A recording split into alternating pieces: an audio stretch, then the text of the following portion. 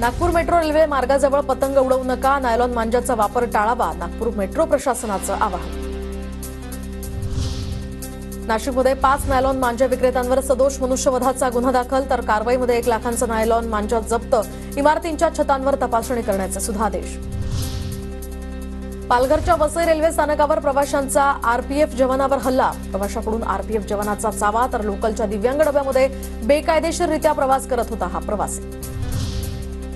नोंदणीकृत नसलेल्या डॉक्टरांवर नववर्षात कारवाई करणार, महाराष्ट्र वैद्यकीय परिषदेला या ठिकाणी त्याचा निर्णय. तर राज्यातील 1,40,000 डॉक्टरांची नोंदणीही पूर्ण, डॉक्टरांनी तातडीनं नोंदणी न केल्यास कारवाईला सामोरं जावं लागणार.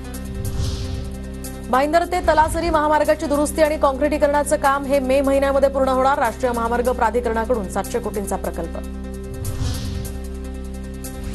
पुण्याच्या नसरापूरमधील राजगड ठाण्याच्या हद्दीमध्ये 2024 मध्ये 407 गंभीर गुन्ह्यांची नोंद, तर खून, प्राणघातक हल्ले, बलात्कार, विनयभंग, दरोडा अशा गुन्ह्यांची नोंद.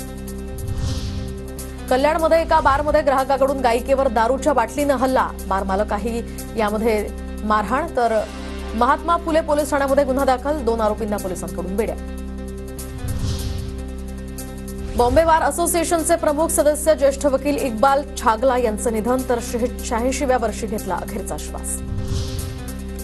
कोल्हापूरच्या इचलकरंजीमध्ये तडीपार आरोपी दीपक कांबळेकडून महाविद्यालयीन तरुणीची छेड, आरोपीला न्यायालयीन कोठडी.